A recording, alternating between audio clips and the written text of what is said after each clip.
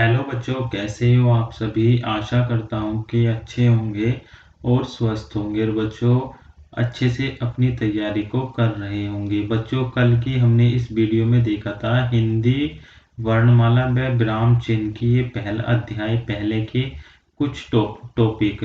तो बच्चों, कल हमने यहाँ तक पढ़ लिया था कि हम क्या पढ़ रहे थे बच्चों की लुंठित और पार्श्विक को अर्धस्वर किन्हें कहते हैं। अब हम यहाँ से आगे की तरफ बढ़ते हैं और आज क्या पढ़ते हैं। तो बच्चों, आज हम पढ़ेंगे इस वर्णमाला चैप्टर में स्वर। तो बच्चों, स्वर को हम क्या बोलते हैं? वोवेल्स बोलते हैं। और स्वर किसे बोलते हैं बच्चों? देखिए क्या है इसकी डेफिनेशन, कि स्वतंत्र रूप से बोले जाने वाले वर्ण स्वर स्वर कहलाते हैं। तो बच्चों, जिन वर्णों को बोलने के लिए हमें किसी और वर्ण की आवश्यकता नहीं होती है, उन्हें हम क्या बोलते हैं? स्वर कहते हैं। या स्वतंत्र रूप से बोले जाने वाले वर्ण भी क्या बच्चों? स्वर कहलाते हैं। तो ये इसकी परिभाषा या लैंग्वेज हो गई है। तो आपको ये समझ में आ गई होगी कि स्वर किसे कहते हैं। तो बच्चों, स्वर की क्या है? परंपरागत रूप से या लेखन के आधार पर इनकी संख्या 13 मानी गई है। ठीक है। अगर बच्चों पूछ लेता है कि परंपरागत रूप से या लेखन के आधार पर इनकी संख्या कितनी मानी गई है, तो 13 मानी गई है। लेकिन उच्चारण की दृष्टि से इनमें केवल 10 ही स्वर होते हैं। तो बच्चों, ये जो पॉइंट दिए गए हैं, 3 पॉइंट आपके एग्जाम के लिए इम्पोर्टेंट हो जाते हैं। अगर बच्चों एग्जामिनर आपसे पूछता है कि उच्चारण के आधार पर स्वरों की संख्या कितनी होती है, तो आपको आंसर देना है 10। अगर बच्चों पूछता है कि परंपरागत या लेखन के आधार पर स्वरों की संख्या कितनी होती है, तो आपको आंसर देना है 13।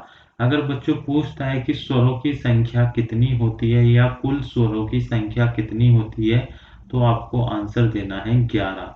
तो बच्चों, यहाँ पर क्या बच्चे कंफ्यूज बहुत होते हैं, वह कोई 13 लगाया आता है ऑप्शन और कोई 10 लगाकर आ जाता है। अगर बच्चों एग्जाम में उच्चारण वर्ड लिखा हुआ मिलता है तो ही हमें 10 लगाना है।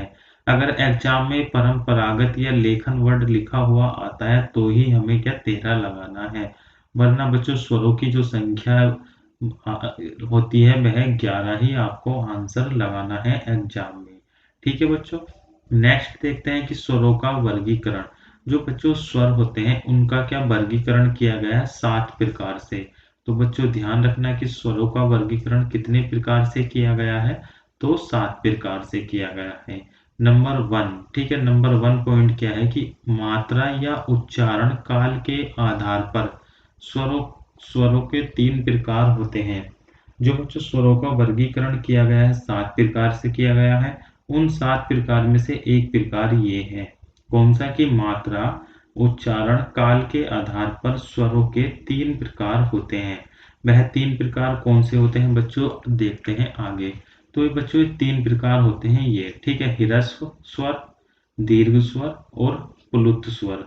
तो बच्चों देखते हैं कि ह्रस्व स्वर क्या होते हैं। तो ह्रस्व स्वर बच्चों क्या होते हैं कि जिनके उच्चारण में कम समय या बोल सकते हैं बच्चों एक मात्रा का समय लगता है, उन्हें हम क्या बोलते हैं? ह्रस्व स्वर कहते हैं। यानी बच्चों अगर ए और ये छोटी ई और छोटा ऊ कहीं आपको दिखाई देता है, तो इनकी क्या ये एक मात्रा होती है। यानी इस प्रकार आपको कहाँ पर ये इनका प्रयोग आपको अलंकार या छंद में देखने के लिए मिलेगा, जिसमें हम दोहा, सोरठा, ठीक है, ये पढ़ेंगे। तो वहां पर क्या एक मात्रा और दो मात्रा की जरूरत पड़ती है। तो बच्चों ध्यान रखना, ये ए होता है इसकी एक मात्रा होती है, छोटी ई की भी एक मात्रा और ये ऊ की भी एक मात्रा ही होती है। नेक्स्ट है कि बच्चों दीर्घ स्वर। दीर्घ स्वर किन्हें कहते हैं बच्चों? कि जिनके उच्चारण में ह्रस्व, यानी ये ह्रस्व क्या बच्चों इससे अधिक समय लगे, या कह सकते हैं बच्चों दो मात्रा का समय लगता है, उन्हें हम क्या दीर्घ स्वर कहते हैं। यानी कि जिनके उच्चारण में बच्चों एक मात्रा का समय लगेगा उन्हें हम क्या बोलते हैं? ह्रस्व स्वर। और जिनके उच्चारण में दो मात्रा का समय लगेगा उन्हें हम क्या बोलेंगे? दीर्घ स्वर। तो दीर्घ स्वर कौन से होते हैं बच्चों? ये हो गया आ और ये बड़ी ई और ये बड़ा ऊ, ये दोनों ए हो गई, ये दोनों ओ और आउ हो गया और ये अंका हो गया। तो बच्चों इनकी सभी की मात्रा क्या ये दो होती है। तो आप ध्यान रखना कि जिसमें दो मात्रा का समय लगता है उसे हम दीर्घ स्वर कहते हैं। ठीक है बच्चों। और नेक्स्ट क्या होता है, प्लुत स्वर। तो प्लुत स्वर क्या होता है, जिनके उच्चारण में दीर्घ स्वर से भी अधिक समय लगता है या किसी को पुकारने में या नाटक के संवादों में इसका प्रयोग किया जाता है।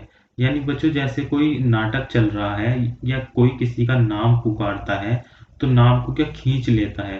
जैसे ये बच्चों राम वर्ड हो गया, राम, तो हम क्या बोलेंगे, राम, यानी रा को काफी बार खींचेंगे आगे तक।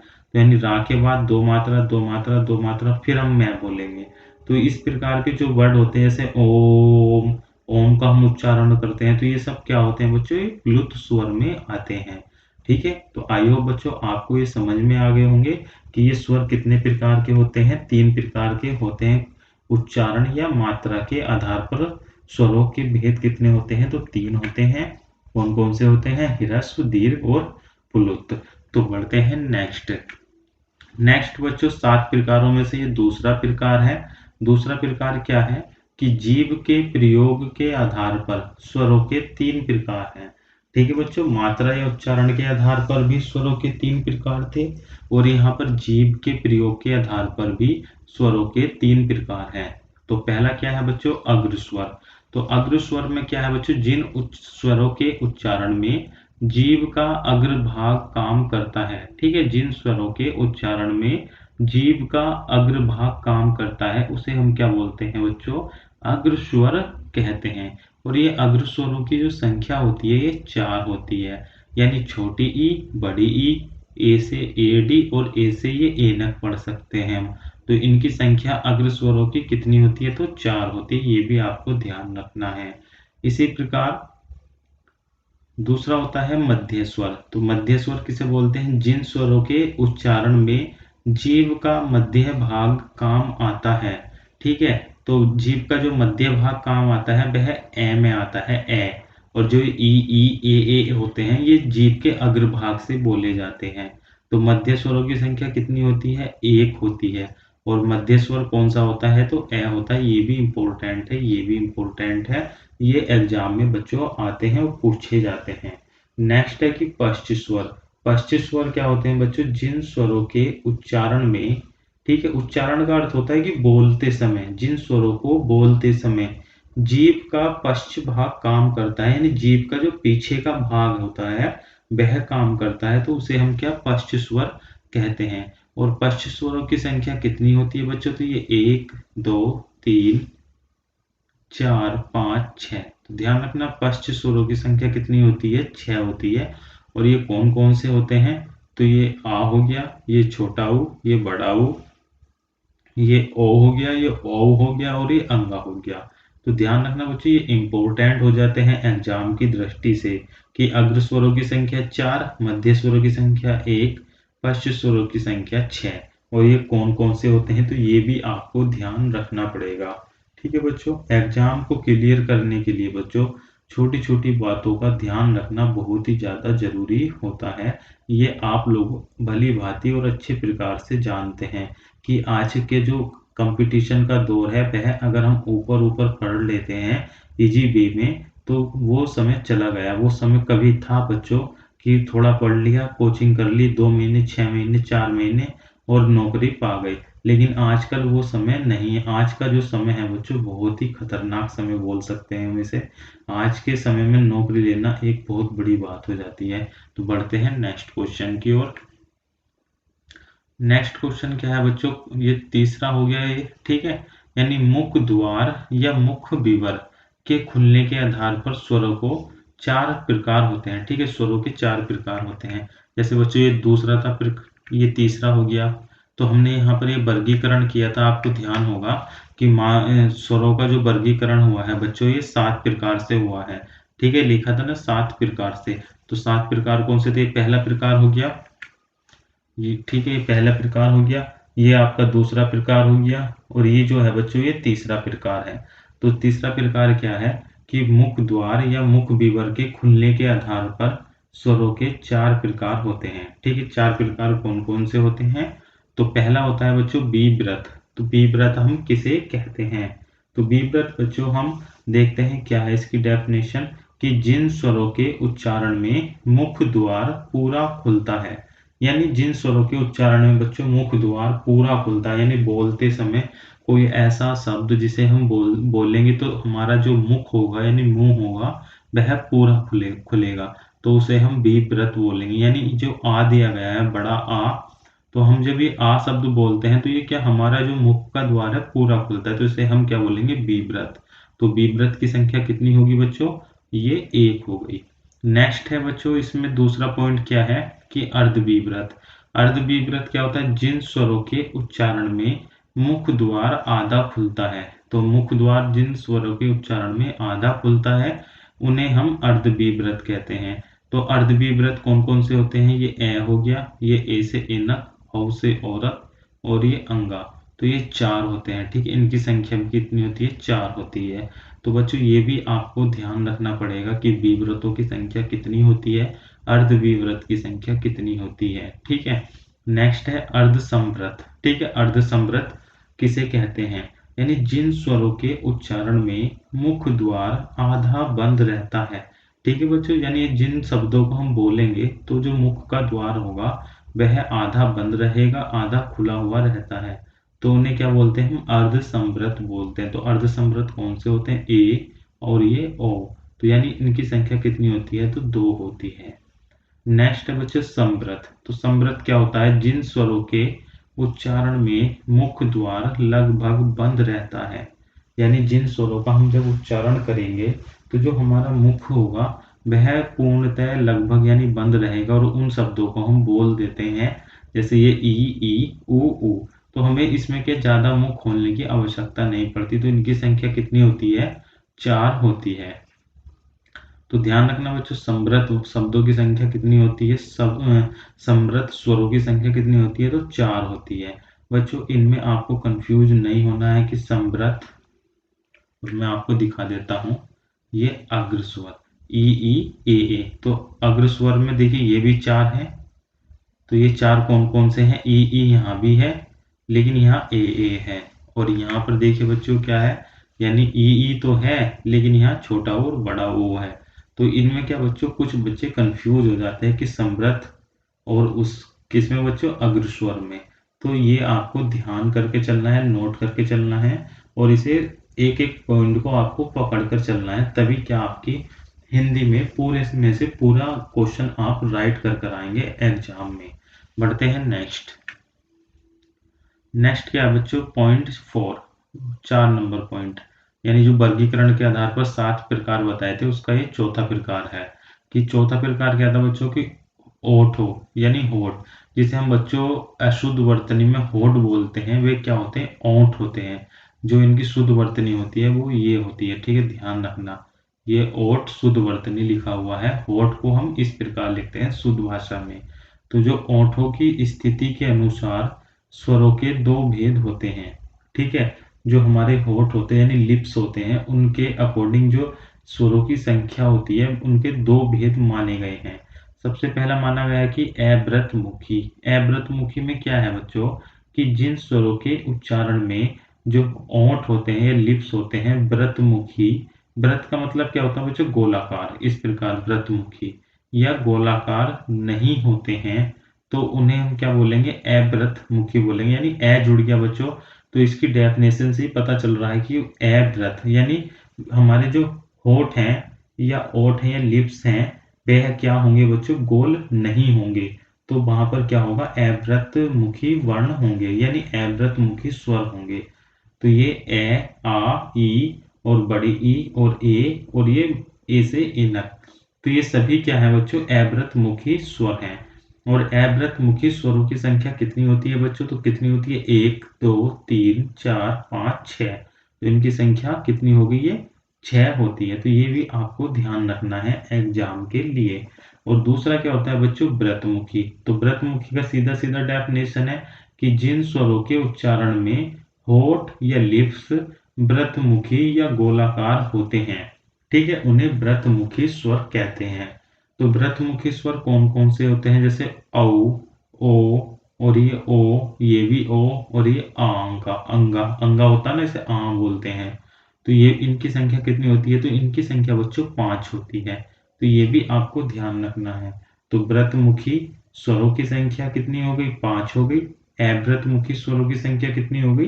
तो ये 6 हो गई। आप कह रहे होंगे कि सर इतने सारे प्रकार हम कैसे याद रखेंगे? तो बच्चों अगर सरकारी नौकरी लेनी है आपको तो याद तो रखने ही पड़ेंगे।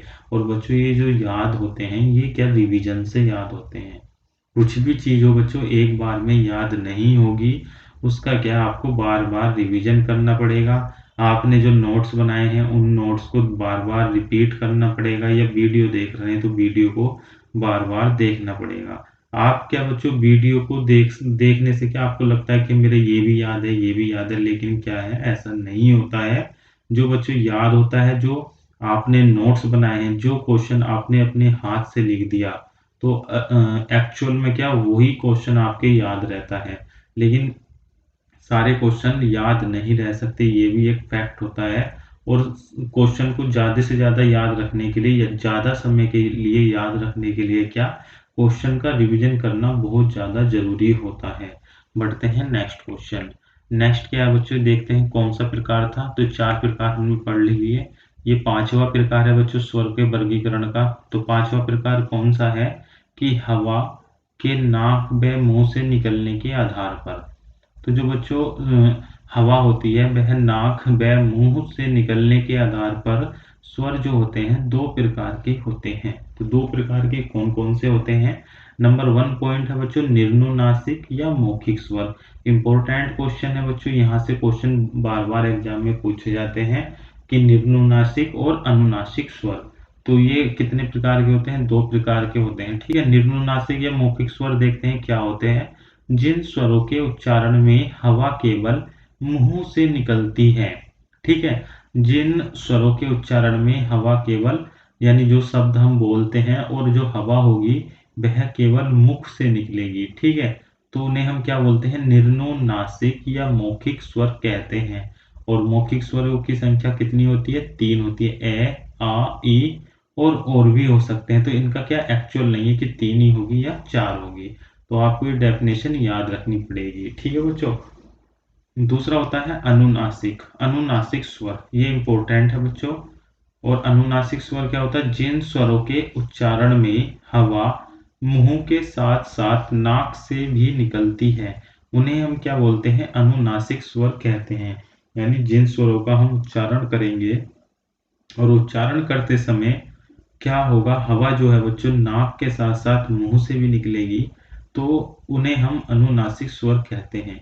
और एक पहचान और ये भी होती है कि जिस वर्ण के या जिस वर्ण के ऊपर ये चक्रबिंदी आपको दिखाई देगी तो वह जो वर्ण होगा अनुनासिक स्वर की श्रेणी में चला जाएगा। ठीक है, या जिस स्वर के ऊपर आपको ये चक्रबिंदी दिखाई दे गई तो वह स्वर कैसा होगा? अनुनासिक स्वर हो जाएगा। तो ये पॉइंट भी आपको ध्यान रखना है। ठीक है, बढ़ते हैं नेक्स्ट। तो बच्चों ये छठा वर्गीकरण है 6 नंबर का, और ये 7 नंबर का। 7 वर्गीकरण थे कि स्वरों को 7 स्वरों का जो वर्गीकरण किया गया है 7 प्रकार से किया गया है। तो हमने 5 कंप्लीट कर लिए और ये छठा और ये 7वां है। तो ये 6 नंबर का वर्गीकरण है, क्या है कि घोषत्व के आधार पर। घोषत्व के आधार पर क्या होता है कि घोष का अर्थ होता है स्वर तंत्रियों में श्वास का कंपन। श्वास मतलब सांस का, जो हम सांस लेते हैं सिंपल लैंग्वेज में कह सकते हैं कि सांस का कंपन। ठीक है, कि स्वर तंत्री में जब कंपन होता है तो सघोष ध्वनियां उत्पन्न होती है। यानी सभी स्वर सघोष ध्वनियां हैं। ये इंपॉर्टेंट है बच्चों, पॉइंट ध्यान रखना कि जो सभी स्वर होते हैं वह कैसी ध्वनियां होते हैं? तो सघोष होते हैं। यानी जो स्वरों की संख्या 11 बताई थी मैंने या 13 होती है, ठीक है, उच्चारण के आधार पर, या 10 होती है। ठीक है, ये सभी के सभी क्या है बच्चों? ये सघोष ध्वनियां होती है। तो ये क्वेश्चन एग्जाम में आ जाता है कि ये बड़ी ई दे दिया उसने और ये पूछ लेगा कि ये कैसा स्वर है। अघोष बोल दे देगा ऑप्शन में, सघोष दे देगा। ठीक है, विव्रत दे देगा, अग्र दे देगा। तो आपको ध्यान रखना कि जितने भी स्वर होते हैं बच्चों ये सघोष होते हैं। ठीक है, ये पॉइंट आपको ध्यान रखना पड़ेगा। ये यहाँ पर जो आज हम क्लास में पढ़ रहे हैं, स्वर पढ़ रहे हैं, न कि बच्चों व्यंजन। तो मैंने अभी तक व्यंजन का कोई ज़िक्र नहीं किया। आज की क्लास में केवल हम स्वर पढ़ रहे हैं, वोवेल्स पढ़ रहे हैं, ठीक है? इसी प्रकार दूसरा जो 7th नंबर का होता है बच्चों, प्राणत्व के आधार पर, ठीक है? प्राणत्व के आधार पर क्या होता है कि प्राण का अर्थ है हवा, ठीक है?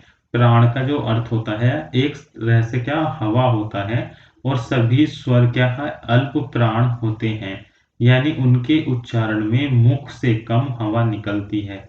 तो बच्चों ध्यान रखना आप सभी को कि जितने भी स्वर होंगे सभी क्या होंगे, सघोष होंगे, और सघोष के साथ साथ क्या होंगे, अल्प प्राण भी होंगे। अल्प प्राण, न कि बच्चों महाप्राण, ये भी ध्यान रखना है। ऑप्शन में दे देगा महाप्राण, अल्प प्राण, तो सारे स्वर क्या होते हैं, अल्प प्राण होते हैं। महाप्राण एक भी स्वर नहीं होता है। इसी प्रकार सघोष या घोष बोल सकते हैं, सघोष का दूसरा नाम घोष भी होता है। तो सारे के सारे स्वर क्या, ये सघोष होते हैं, लेकिन एक भी स्वर ऐसा नहीं है जो अघोष हो। तो ये आपको पॉइंट अच्छे से ध्यान रखना पड़ेगा, और ये एग्जाम में पूछा जाता है। तो बच्चों आज की इस वीडियो को हम यहीं पर एंड करते हैं, और ये पार्ट इसकी दूसरा है, और इसका जो व्यंजन वाला पार्ट है बच्चों वो कल की तीसरी वीडियो में देखेंगे। और आज के इस वीडियो में आपको कैसा लगा हमारा पढ़ाया, आप कमेंट बॉक्स में ज़रूर बताएं, आपके कुछ समझ में आया है या नहीं आया है।